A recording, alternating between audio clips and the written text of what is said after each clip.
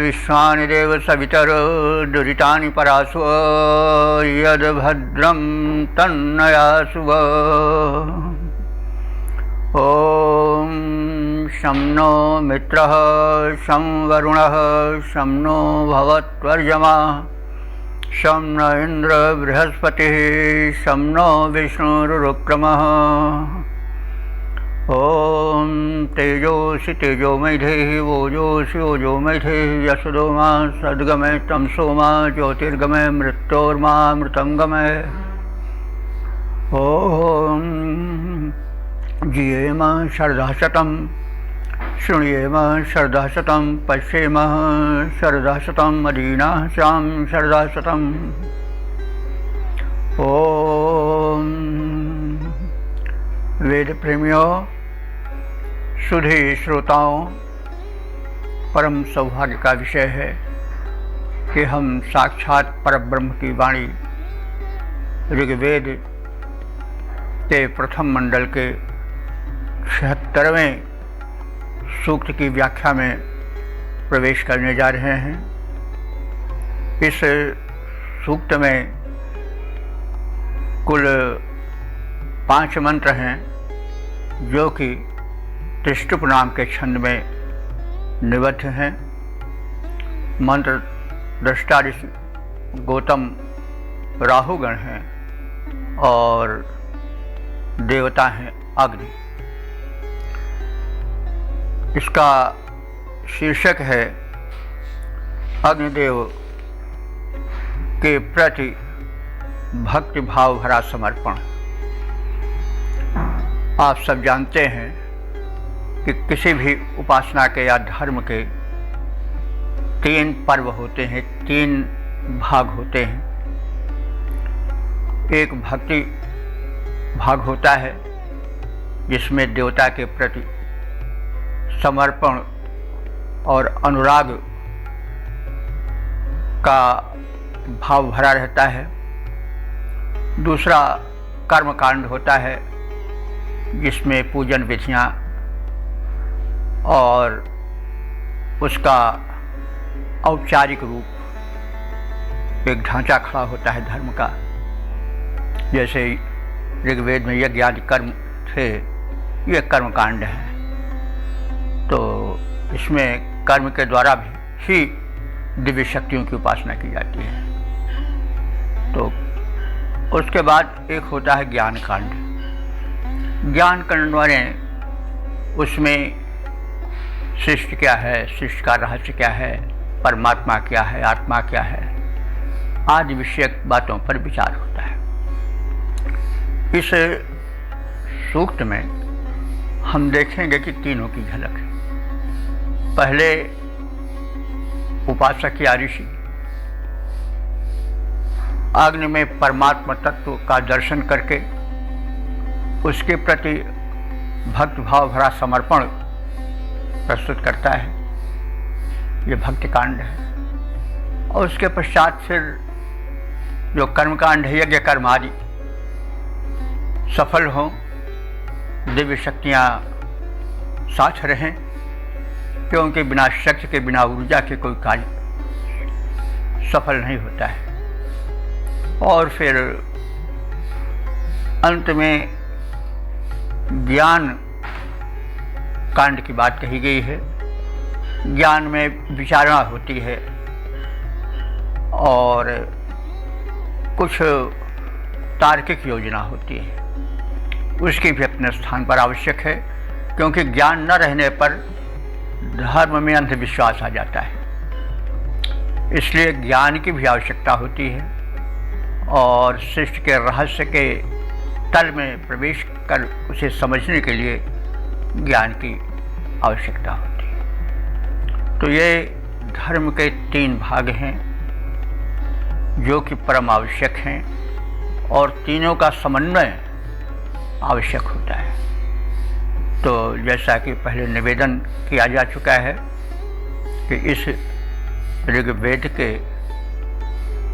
प्रथम मंडल के 76वें सूक्त के प्रथम मंत्र में भक्ति भाव भरा समर्पण है और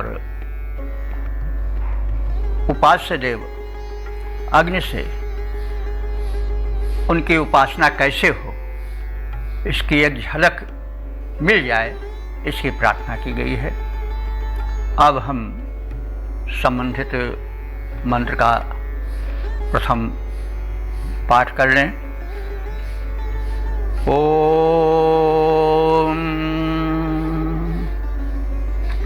काट उपेतिर्मनसो वराय भुवदग्ने शन्तमा का मनीषा को वा यज्ञैः परिदक्षं तो आपो केन वा ते मनसा दाशेम। शब्दार्थ के परिचय के निकट पहुँचे, तद विषयक ज्ञान से भावार्थ और व्याख्या क्षेत्र में प्रवेश करें। तो अग्ने, हे शुभ कर्मों में अग्रगण रहने वाले, सबसे पहले विराजमान होने वाले अग्निदेव, ते माने तुम्हारे, मनसा, मनसा माने मन द्वारा या मन को, वराय माने प्रसन्न करने के लिए, का माने कौन सी, उपेति माने उपाय, भूत माने हो। हे देव, तुम्हें हम प्रसन्न करें यह तो चाहते हैं, लेकिन वह कौन सा उपाय हो कि जो तुम्हें प्रसन्न कर सके, यह हम जानना चाहते हैं। क्योंकि तुम इतने ऊंचे हो कि तुम्हारी उपासना की विधि हम स्वयं जान लें, ऐसी सक्षमता में नहीं है। यहाँ पर समर्पण है। भक्त अपने को बड़ा नम्र बताता है।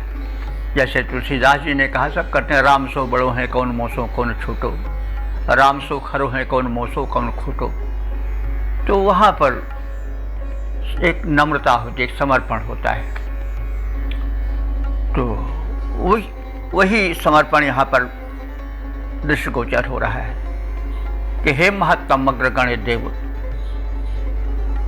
तुम कैसे प्रसन्न होगे, इस विधि को तुम्हें ही बताना है, हम में वह क्षमता नहीं है। का मनीषा संतमा, कौन सी वो मनीषा माने बुद्ध विचार भाव भरी प्रार्थना हो, स्तुति हो, जो संतमा, जो तुम्हें सुख दे सके, शांति दे सके, प्रसन्नता हमारे प्रति हो, हमारे प्रति सद्भावना हो, कृपा हो।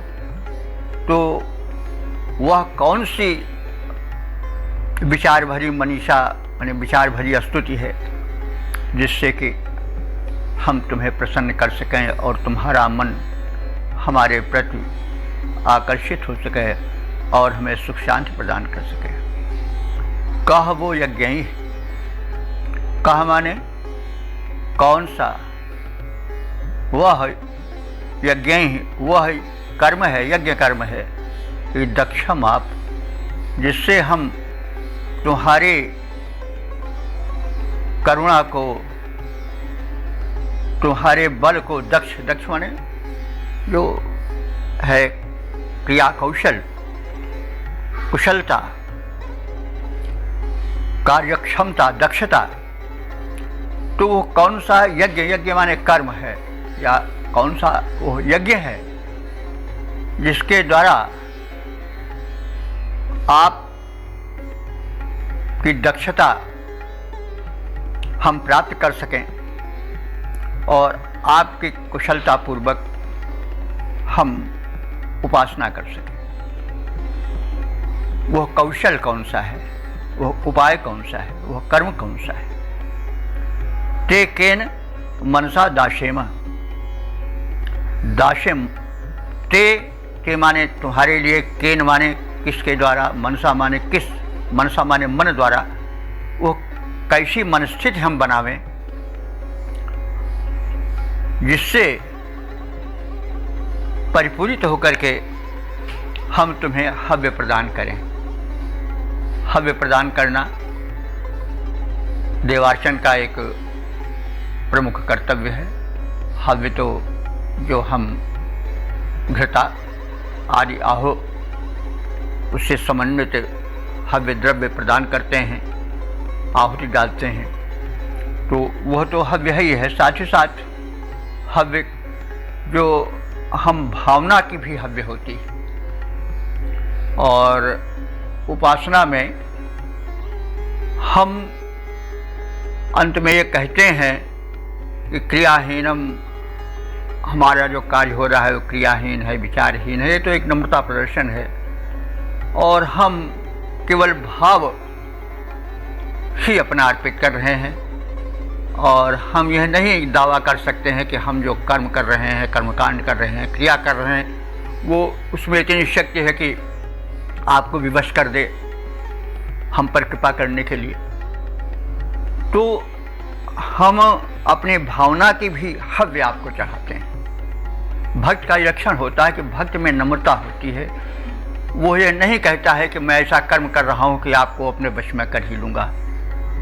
जैसे तमाम लोग कहते हैं कि मैं जाप करके देवता को विवश करके उससे अपना काम करवा ही लूँगा। तो यह ज़रा भक्ति में यह बात नहीं होती। भक्त कहता है भगवान ये तो आप ही जानो, हम में वो सामर्थ्य नहीं है, हम में वो शक्ति नहीं है, हम तो केवल आपकी कृपा से ही रह सकते हैं और आप ही वो विधि बताओ जिससे कि हम आपको प्रसन्न कर सकें तो और आहुति प्रदान कर सकें। तो भक्त के क्षेत्र में आहुति का व्यापक अर्थ होगा, कर्म ही आहुति बन जाता है, भावना ही आहुति बन जाती है।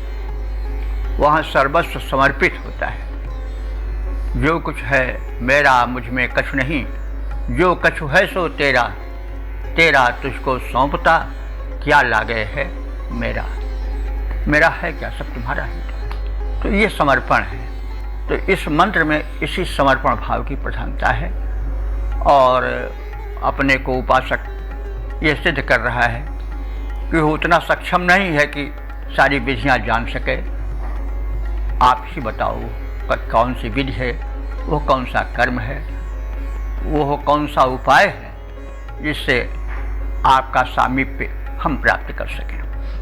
तो इस प्रकार से हे अग्नि देवता, तुम्हारे मन को प्रसन्न करने का क्या उपाय है, कौन सी स्तुति तुम्हें प्रसन्न कर सकेगी। यजमान वो कौन सा यज्ञ करे, यानी भक्त उपासक कौन सा कार्य करे, कौन सा उपाय करे, कौन कि तुम्हारी कृपा का बल उसे प्राप्त हो सके। हम तुम्हें किस मन से, किस मानसिकता से हव्य प्रदान करें, कृपया ये सब हमें बताओ।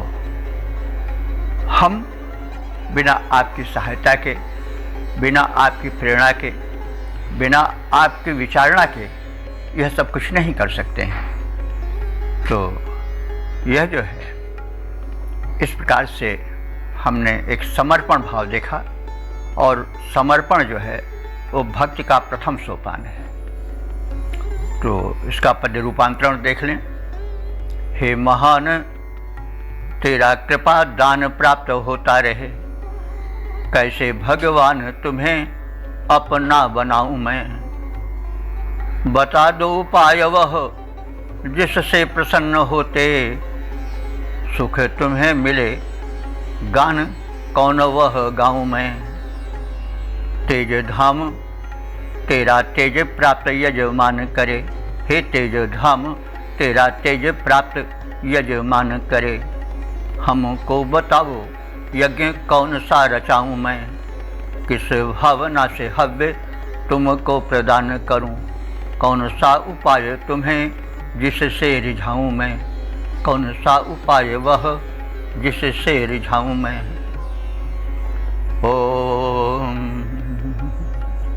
वेद प्रेमियों, सुधी श्रोताओं, संप्रति हम ऋग्वेद के प्रथम मंडल के 76वें सूक्त के दूसरे मंत्र की व्याख्या में प्रवेश करने जा रहे हैं।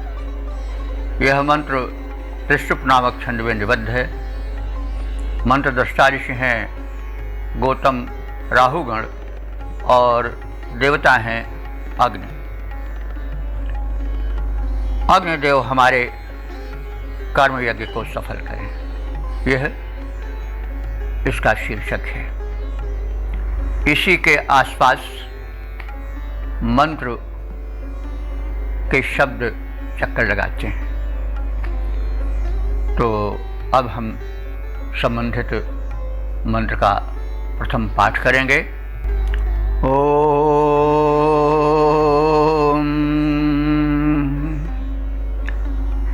हे अग्न इह होता निषीदाब्धः सुपुर एता भवानः। अवतां त्वा रोदसी विश्वमिन्ने यजामहे सौमनसाय देवानम्। शब्दार्थ से परिचय प्राप्त करें। अग्नि, हे अग्रगण्य अग्रगामी अग्निदेव। इह माने यहाँ, यहाँ का मतलब हुआ इस यज्ञ स्थल पर, हमारी इस कर्म भूमि पर। एह माने आओ, और होता, होता माने यज्ञ कर्म के निर्वाहक पुरोहित रूप में।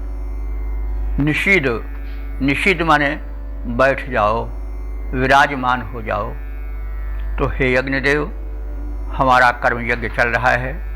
हमारे इस कर्म यज्ञ में आप होता माने प्रमुख पुरोधा के रूप में आओ, और इसके परिपूर्ण होने की शुभकामना के साथ यहाँ पर निषीद माने विराजमान हो जाओ। अदब्ध, हे अग्निदेव, आप अदब्ध हो। अदब्ध माने अहिंस्य। आपको कोई किसी प्रकार से हिंसित नहीं कर सकता है, कष्ट नहीं पहुंचा सकता है। राक्षस आदि जो विघ्नकारक तत्व हैं वो तुम्हारा कुछ बिगाड़ नहीं सकते हैं।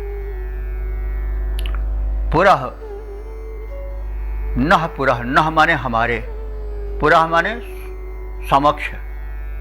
एता सुभव, इस प्रकार से सक्रिय रूप से विराजमान हो जाओ। आप जो हो नेतृत्व गुण संपन्न हो, हमारे पथ प्रदर्शक बनो, तथा यज्ञ संचालक, यज्ञ के संचालन के कार्य को प्रारंभ करो। विश्व मिन्ने, तुम सर्वव्यापक।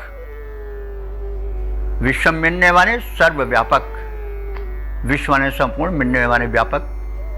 तुम संपूर्ण रूप से व्याप्त हो। कहाँ? रोदसी, रोदसी कहते हैं अवनी और अंबर को।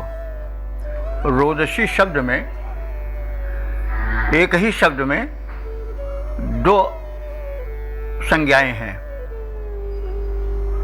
धरती और आसमान। जैसे पितर में माता पिता का अर्थ दोनों का समाहित रहता है, वैसे रोदसी में पृथ्वी और आसमान, अवनी और अंबर दोनों अर्थ एक साथ रहता है। तो तुम संपूर्ण रूप से सर्वत्र व्याप्त धरती और आसमान ये जो हैं अवताम, अवताम माने रक्षा करें, ये सब तुम्हारी रक्षा करें। कौन? धरती और आसमान जो सर्वत्र व्याप्त हैं। आकाश तत्व सर्वत्र रहता है, जहाँ थोड़ा भी अवकाश होगा वहाँ आकाश होगा। तो यह धरती और आसमान, यह धरा और गगन जो सर्वत्र व्याप्त हैं, वो तब त्वा अवताम तुम्हें तुम्हारा संरक्षण करें। अब देखिए यहाँ पर कर्म है, कर्म प्रधान है इस मंत्र में, इसलिए प्रथम मंत्र की भांति इसमें समर्पण उस रूप में नहीं है कि आप स्वयं सबके संरक्षक हो, आपको कौन संरक्षण दे, आपको कौन करे। तो भक्त में तो यह भावना रहती है कि, लेकिन कर्म में यह भावना रहती है कि तुम्हारी चारों ओर से रक्षा हो। तो धरा और गगन जो सर्वव्यापी हैं वो तुम्हारी रक्षा करें। हे राम तुम्हारी जय होवे, हम कहते हैं तुम्हारी विजय हो, जय हो। तो ये भी एक भाव है, क्योंकि जब दिव्य, यह वेद से ही लिया गया होगा, क्योंकि दिव्य शक्तियाँ जब तक सशक्त नहीं बनेंगी तब तक रक्षा नहीं होगी। यह देखिए ना, ये तो पहले भी कहा जा चुका है कि जब हम आहुति देते हैं तो जो उस आहुति से सूक्ष्म शक्ति ऊर्जा निकलती है, उस ऊर्जा से जो दिव्य शक्तियां हैं जिनसे सृष्टि चल रही है, धरा गगन अवनी अंबर जल जलद वन वनस्पतियां समीर और जल, जो कुछ जितने तत्व हैं वे सब यज्ञ धूम से, औषधीय द्रव्य से निकली हुई ऊर्जा से संरक्षित होते हैं, उनका शोधन होता है, पर्यावरण पवित्र होता है, ऊर्जा संपन्न होता है। तो ये जल जो हैं देव, जल हैं, पवन है, वायुमंडल है, ये सब स्वास्थ्यप्रद हो जाता है और इसमें ऊर्जा आ जाती है, उससे प्राणी जगत ऊर्जा प्राप्त करता है। तो दिव्य शक्तियाँ इस प्रकार से जब ऊर्जस्वल बनती हैं तभी मनुष्यों का, प्राणियों का कल्याण हो पाता है।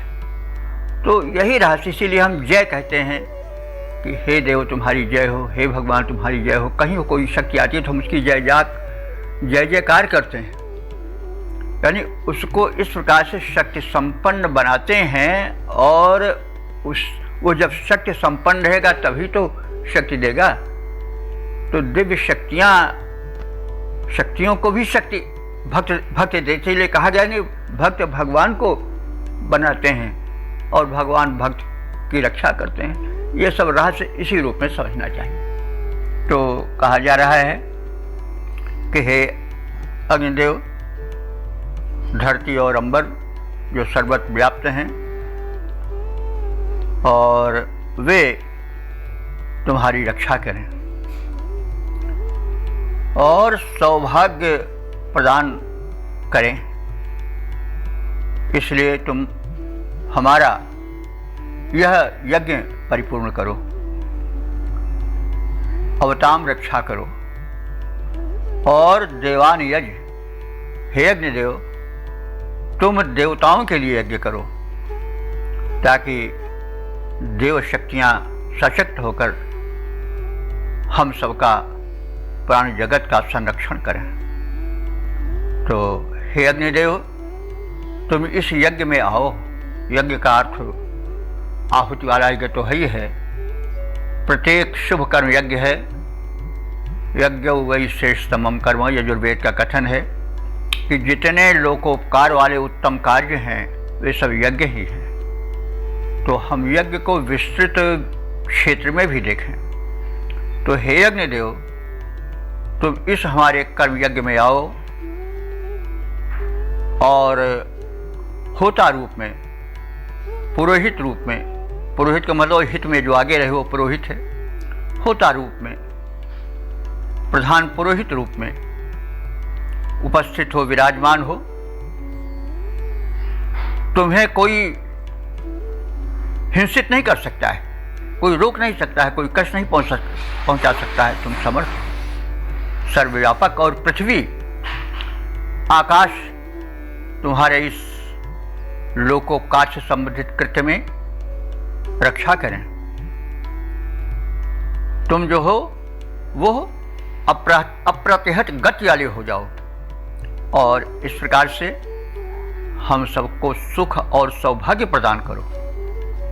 और इस निमित्त तुम देवयज्ञ का संपादन करो।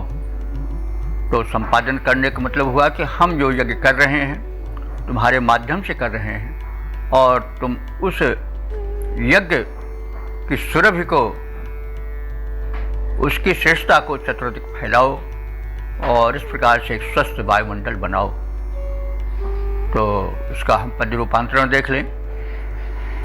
शुभ कर्म यज्ञ हो रहा है अग्निदेव दिव्य, शुभ कर्म यज्ञ हो रहा है अग्निदेव दिव्य, होता बन कर तुम हो विराजमान देव। संचालित यज्ञ करो हरो दोष दूषण को, जानते हो तुम सारे विविध विधान देव। जो हैं सर्वव्याप्त देव रक्षण करें सदैव, जो हैं सर्वव्याप्त देव रक्षण करें सदैव। रक्षण निपुण ऐसे धराया समान देव, देव कार्य यज्ञ को कराओ और बढ़ाओ हमें। सौभाग्य समस्त करो हमको प्रदान देव, सौभाग्य समस्त करो हमको प्रदान देव। ओम वेद प्रेमियों, सुधी श्रोताओं, अब हम सब ऋग्वेद के प्रथम मंडल के 76वें सूक्त के तीसरे मंत्र की व्याख्या में प्रवेश करने जा रहे हैं। यह मंत्र त्रिष्टुप नामक छंद में निबद्ध है। मंत्र दृष्टा ऋषि हैं राहुगण, गौतम और देवता हैं अग्नि। इस मंत्र का शीर्षक होगा यज्ञ के बाधकों का अग्निदेव विनाश करें और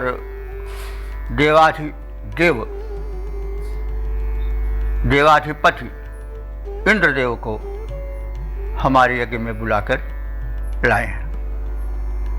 तो अब इस भाव को समेटे हुए मंत्र का प्रथम पाठ हो जाए। ओम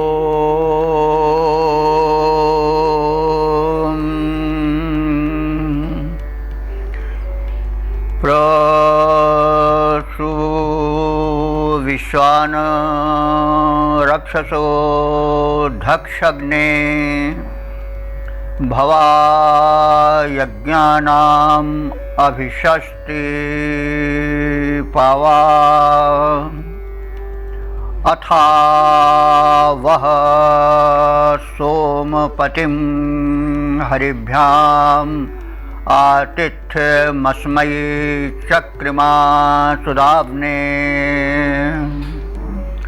अब शब्दार्थ से परिचित हो लें। अग्ने, हे अग्निदेव। विश्वान, विश्वान माने संपूर्ण। रक्षसः माने राक्षसों को, कुतत्वों को, विघ्नकारी, दोष युक्त दानवों को। प्रसुधक्षि, धक्ष माने जला डालो, भस्म कर डालो। प्र माने विशेष रूप से, तो प्रधक्षस्व, प्रधक्षि। हे अग्निदेव, तुम विघ्नकारी, दुष्ट राक्षसों को जो यज्ञ कार्य में, शुभ कार्य में बाधा डालते हैं, उनको तुम पूर्ण रूप से भस्म कर डालो और यज्ञानाम अभिशाषी पावा। और जो यज्ञ को हिंसा से बचाते हैं, यज्ञ की रक्षा करते हैं, उनके पावा भव, उनके रक्षक बन जाओ। और इसके अतिरिक्त आप क्या करो, अथ माने तब, यानी इतना करने के पश्चात, हिंसक राक्षसों को नष्ट करने के पश्चात और जो यज्ञ में सहायक तत्व हैं उनके संवर्धन के पश्चात, आप सोमपति यहाँ कहा गया है इंद्र के लिए, क्योंकि इंद्र को सोमपान बड़ा प्रिय है। और पति में देखिए पाधात से पति भी बनता है, पा रक्षणे से पति होता हो, पा पाने भी होता है, पान करना। तो इसलिए हम पति से रक्षण और पान दोनों कर ले सकते हैं। तो सोमपति से सोमपाई भी कर सकते हैं, क्योंकि पा धात से दोनों बनते हैं, पा रक्षणे पा पाने। तो इस यज्ञ में सोमपति, सोम के संरक्षक अथवा सोम के पान में अत्यधिक रुचि रखने वाले, उससे अधिक प्रसन्न होने वाले, जो देवों के अधिपति हैं, ऐसे इंद्रदेव को हरिभ्याम उनके घोड़ों को हरि कहते हैं। और तो यहाँ पर हरि इंद्र के घोड़ों के लिए आया है। वैसे हरि शब्द घोड़ों के लिए आता है, क्योंकि हरति अध्वानमित हरि, वह इतना तेज भागता है कि समझ पड़ता है कि रास्ता को हरण कर ले रहा है, अब रास्ता बच नहीं पावेगा, तो इसलिए उसका एक नाम हरि है। वैसे हरि के कई अर्थ होते हैं, जो हरण करे, हरति पापाने के हरि क्या होता है, मतलब भगवान के लिए भी आता है, सिंह के लिए भी हरि आता है, हरति प्राणानि सिंह।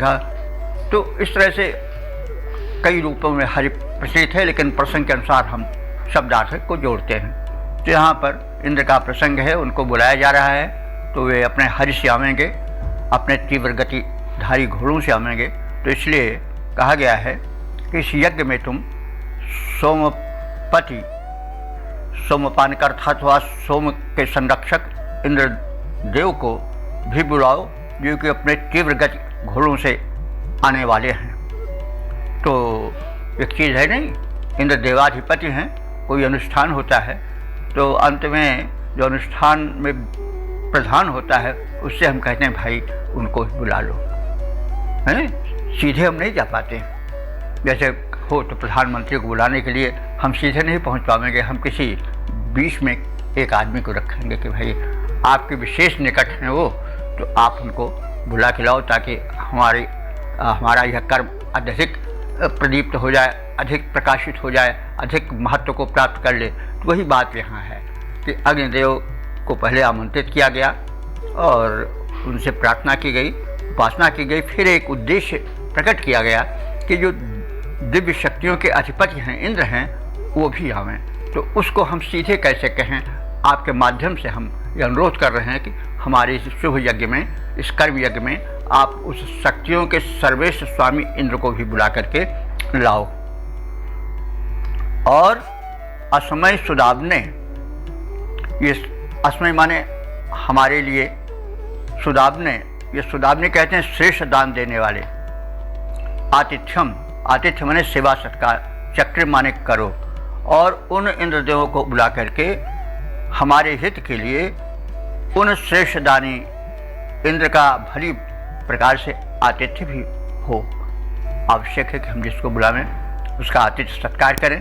तो ये शिष्टाचार है, तो यह शिष्टाचार भी पूरी तो हो। और इसके बहाने ऋषि कह रहा है कि आप किसी बड़े आदमी को किसी के माध्यम से बुलाओ तो वो इस तरह से सत्कृत हो, सम्मानित हो कि वो प्रसन्न हो जाए, कहीं उसका अपमान न होने पावे। तो ये भावना है। तो हर मंत्र कई अर्थ देता है, वो व्यवहार भी सिखाता है। जो वेद मंत्र हैं वो केवल यूँ ही नहीं है, प्रार्थना नहीं है, उनके पीछे जीवन कैसे चलाया जाए, व्यवहार कैसे हो, आदि बातें भी छिपी रहती हैं। तो मंत्र जो है यहाँ पर व्यवहार भी सिखा रहा है कि कोई हम सत्कर्म करें तो उसमें एक प्रधान को बुलावें और उस प्रधान के माध्यम से किसी और ऊँचे सबसे श्रेष्ठ जो सत्ता है उसको बुलावें और फिर उसका अच्छी तरह से सत्कार सेवा हो। तो ये सब संदेश रूप है। तो मंत्र का तो अर्थ ही है कि उसको विशेष विस्तृत किया जाए और अंत में मननात् त्रायते इति मंत्र है, जो मनन चिंतन करने से रक्षा करे वो मंत्र है। तो हम थोड़ा सुन करके ज़्यादा समझने की चेष्टा करें।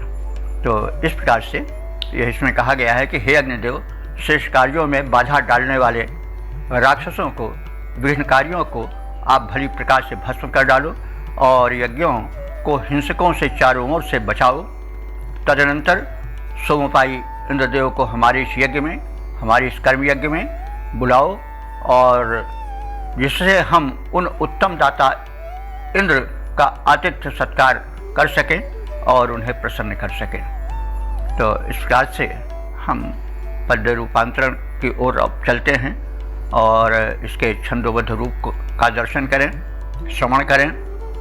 शक्तिमान अग्निदेव रक्षक महान तुम, बाधक निशाचरों को भस्म कर डालो देव। यज्ञ शुभ कर्म जिसे रोकते विरोधी दुष्ट, दल हिंसकों को चारों ओर से निकालो देव। देवराज इंद्र सोमपाई इंद्र को बुलाओ, दिव्य देव दूत निज दायित्व संभालो देव। उत्तम प्रदाता इंद्र का आतिथ्य करें हम, सेवा सत्कार करें यज्ञ में बुलाओ देव।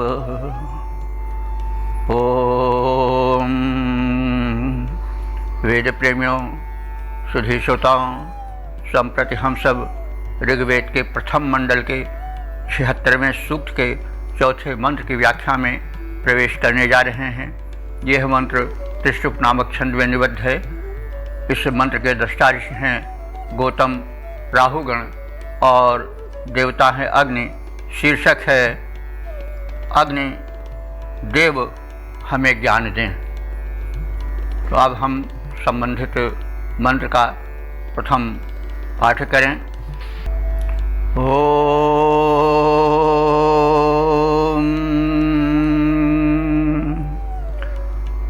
प्रजावता वचसा वह्निरासा च, हुए नीच सत्सिंह देवैः। वेशी होत्रमुत पोत्रं यजत्र, बोधि प्रयंतर्जनितर वसूनाम। शब्दार्थ से परिचय प्राप्त करें। आशा, आशा माने मुख द्वारा। आश्य मुख को कहते हैं, तो आस्या वही होगा कि मुख द्वारा। तो अग्नि के मुख द्वारा ही देवता हव्य ग्रहण करते हैं, यह सब हम जानते हैं।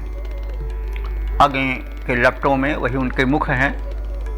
जब हम आहुति प्रक्षिप्त करते हैं तो आहुति जब जलती है तो उससे जो दिव्यता ऊर्जा निकलती है उससे जन कल्याण होता है, पर्यावरण शोधित होता है, प्राणी मात्र स्वस्थ और संपन्न होते हैं। तो इसलिए आया है कि आशा वह्नि है। वह्नि माने अग्नि। वह्नि अग्नि को इसलिए कहते हैं कि वहति हुत द्रव्यानित वह्नि। तो वहन करने के कारण, क्या वहन, हव्य द्रव्य को वहन करने के कारण अग्नि को वह्नि कहा गया है। तो आशा वह्नि, जो वह्नि हैं, अग्निदेव हैं, वो अपने मुख द्वारा आहुति के भाग को, यानी यज्ञ भाग को, यज्ञ द्रव्य को वे देवताओं तक पहुंचाते हैं। और प्रजावता वचसाम, प्रजावता माने यह मंत्र का विशेषण है। उन मंत्रों से वचसा माने वचन है, वचन द्वारा, तो प्रजावता वचसा माने संतान प्रदान करने वाले वचनों द्वारा। तो यहाँ वचन आया वेद वचन यानी मंत्र वचन माने सीधे सीधे मंत्र। तो वे मंत्र जो कि संतान प्रदान करने वाले हैं उसके द्वारा हुए माने मैं तुम्हें बुलाता हूँ। हे अग्निदेव, मैं तुम्हें संतान प्रदान करने वाले श्रेष्ठ वेद मंत्रों द्वारा आवाहित करता हूँ। यजत्र माने यजन, यज्ञ कर्म के रक्षा करने वाले, त्र माने त्राण देने वाले। हे देवता अग्नि, इह देवैहि, यहाँ पर देवताओं को निसत्सी बुला करके बैठाओ, उनको यथोचित स्थानों पर बैठाने का प्रबंधन करो। होत्रम च, और होत्र माने हव्य द्रव्य को, हवन को। उत पोत्रम, पवित्र कार्य को।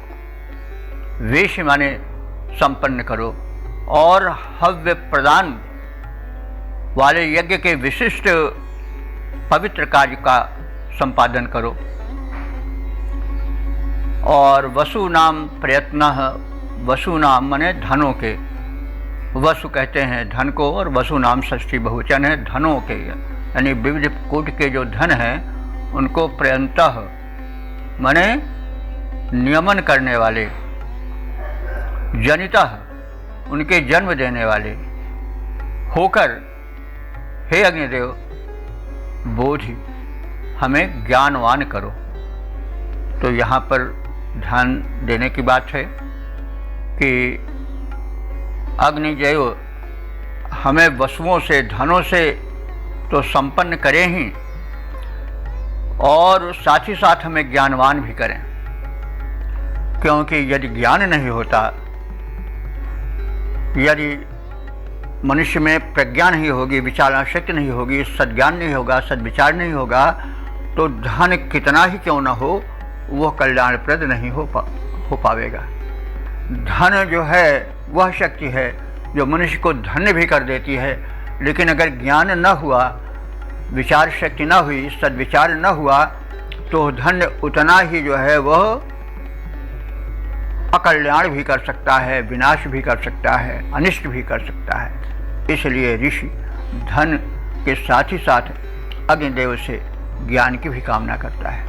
और ज्ञान जो कई प्रकार का होता है, अध्यात्म ज्ञान की भी कामना करता है, जैसा कि हमने पहले बताया कि इस सूक्त में भक्ति और कर्म और ज्ञान, इन तीनों की त्रिवेणी को प्रवाहित किया गया है, और तीनों की प्राप्ति की कामना की गई है अग्नि देवता से। क्योंकि उपासना के अथवा किसी धर्म के तीनों अंग हैं, और तीनों से परिपूर्ण होकर के व्यक्ति धर्म का सम्यक परिपालन कर सकता है। तो इस प्रकार से अग्नि से कामना की गई है। देवता हैं ये, समक्ष देवता हैं, समर्थ देवता हैं, ऊर्जा प्रदायक हैं, कि वे जो हैं हम उपासकों द्वारा श्रेष्ठ मंत्रों से बुलाए जा रहे हैं, आवाहित किए जा रहे हैं। वे यहाँ पर आमे बैठें, दिव्य शक्तियों को बुलाएं, हव्य प्रदान करें, और फिर उसके बाद हम लोगों को धन धान्य से संपन्न करें, साथ ही साथ जो है वो सद्ज्ञान से भी संपन्न करें। तो हविभक्षक अग्निदेव को मैं पुत्रादिकों को प्रदान करने वाले श्रेष्ठ सर्वोत्तम स्तोत्रों से और उनमें कथित मंत्रों से मैं उनका आवाहन करता हूँ। हे पूजनीय अग्निदेव, तुम इस पवित्र यज्ञ कर्म में देवों के साथ, दिव्य शक्तियों के साथ आओ और बैठो, और उन दिव्य शक्तियों को बैठाओ, और इस यज्ञ स्थल पर हवन तथा यज्ञ संबंधी अन्य पवित्रता के पावन कार्य संपन्न करो।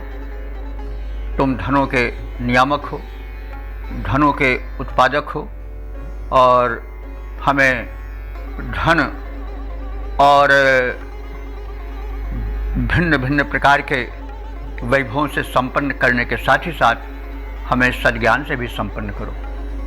तो अब इसके हम छंदोबद्ध रूप का भी अवलोकन करें।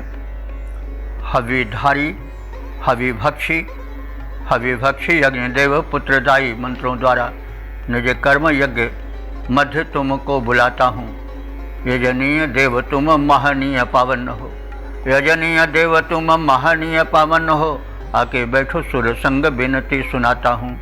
यज्ञ कर्म मर्म ज्ञाता सादर झुकाता शीश, पूरित कराओ यज्ञ गुण गान गाता हूँ।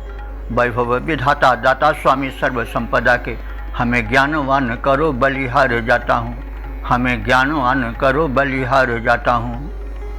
ओम वेद प्रेमियों, सुधी श्रोताओं, संप्रति हम सब ऋग्वेद के प्रथम मंडल के 76वें सूक्त के 5वें मंत्र की व्याख्या में प्रवेश करने जा रहे हैं। यह इस सूक्त का अंतिम समापन वाला मंत्र है और यह मंत्र जो है सभी मंत्रों की भांति ही त्रिशुभ छंद में निबद्ध है। इस मंत्र के दृष्टार्थ जो हैं वो हैं गौतम राहुगण और देवता हैं अग्नि, तथा इस मंत्र का शीर्षक है कि अग्निदेव घृताहुति द्वारा देवताओं को प्रसन्न करें और हमारे कर्म यज्ञ को सफल करें। अब संबंधित मंत्र का प्रथम पाठ हो जाए। ओम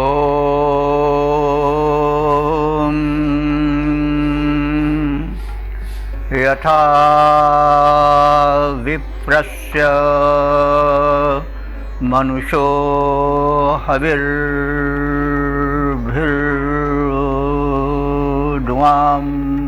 अयजः कविभिः कविः सन् एवाहोतः सत्यरत्वमध्याग्ने मंत्रया जुह्वा यजस्व। शब्दार्थ से परिचय प्राप्त करें।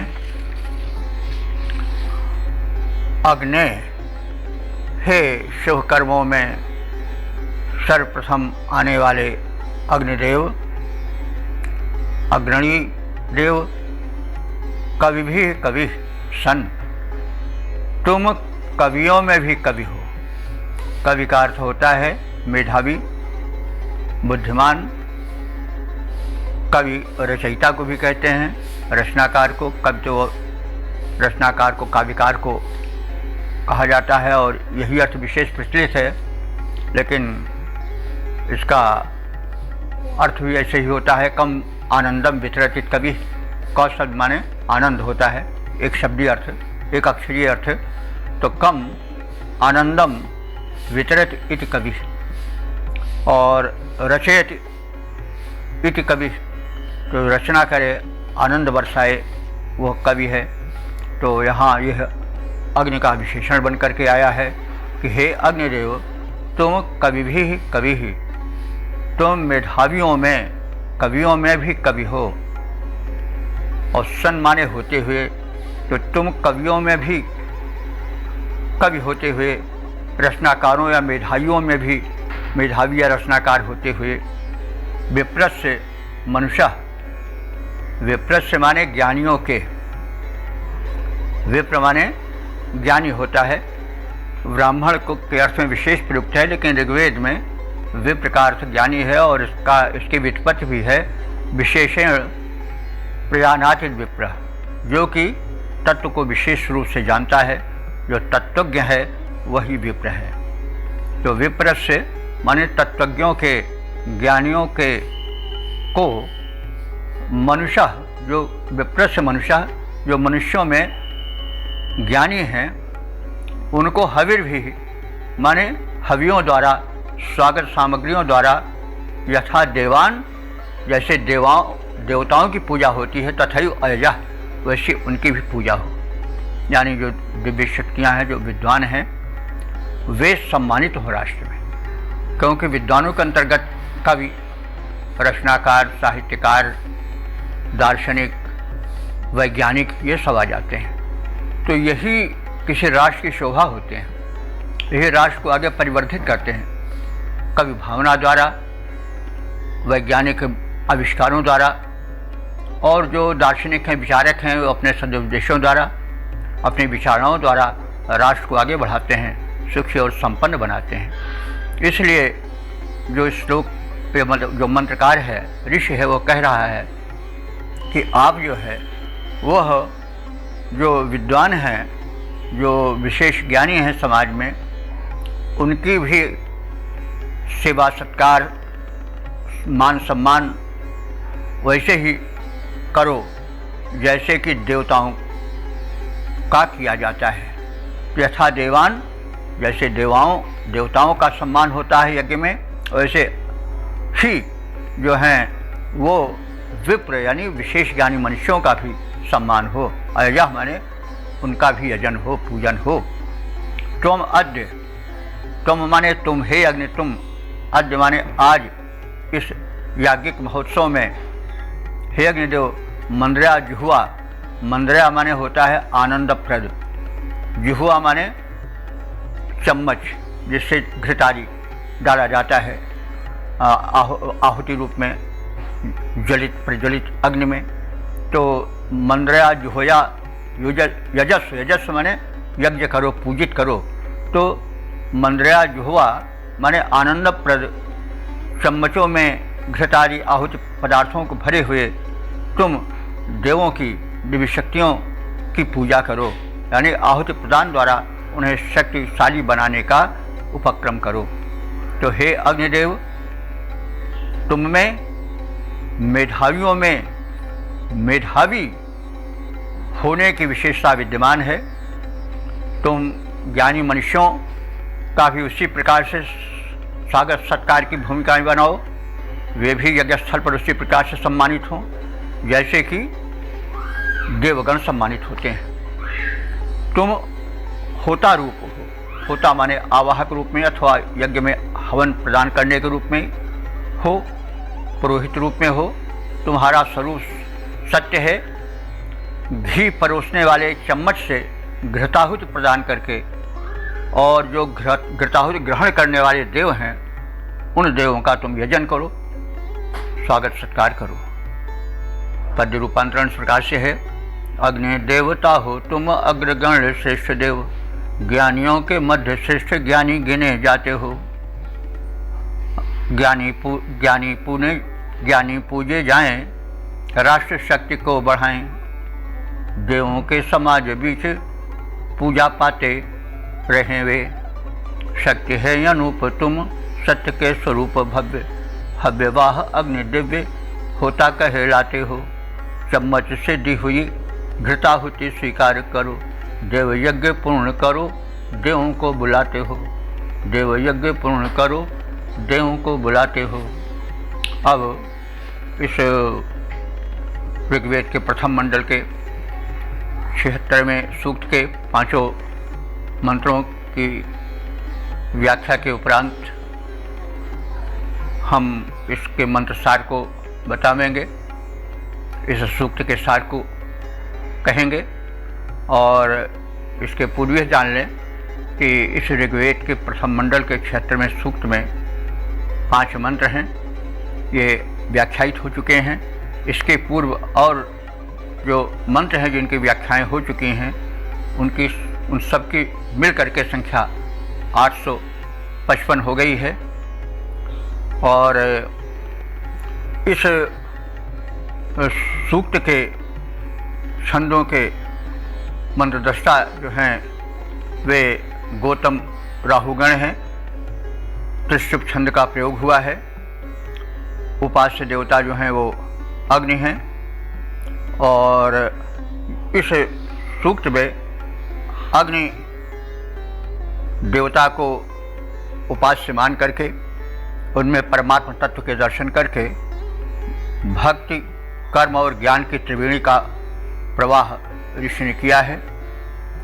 और कहा है इस का संकेत किया है कि जो धार्मिक प्रवृत्ति के व्यक्ति हैं, जो ज्ञानी हैं, उनके जीवन में भक्ति का भी समावेश होना चाहिए। भक्ति में समर्पण होता है, कर्म का भी समावेश होना चाहिए।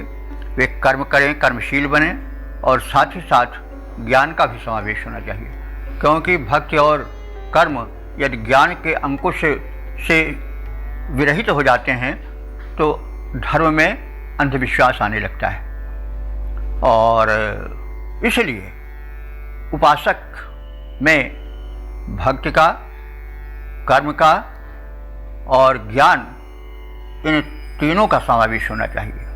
तो ऋषि ने इस सूक्त में भक्ति, कर्म और ज्ञान की त्रिवेणी को प्रवाहित कर कथित संदेश दिया है।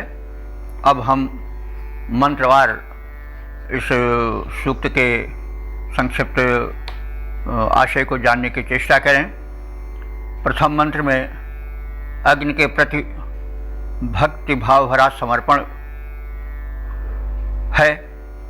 दूसरे मंत्र में अग्निदेव से कर्म यज्ञ रक्षण की प्रार्थना है। तीसरे मंत्र में अग्निदेव आकर यज्ञ परिपूरित करें और देवाधिदेव यज्ञ में इंद्र को प्रतिष्ठित करें। और चौथे मंत्र में अग्निदेव उपासकों में ज्ञान का संचार करें। पांचवें मंत्र में यज्ञ में विद्वानों का देवों के समान ही सम्मान हो, यह बात कही गई है। और इस प्रकार से हम अब तक कुल 855 मंत्रों का ज्ञान प्राप्त कर चुके हैं। और अब हम अगले दिन ऋग्वेद के प्रथम मंडल के 77वें सूक्त की व्याख्या में प्रवेश करेंगे। तब तक के लिए आपको नमन।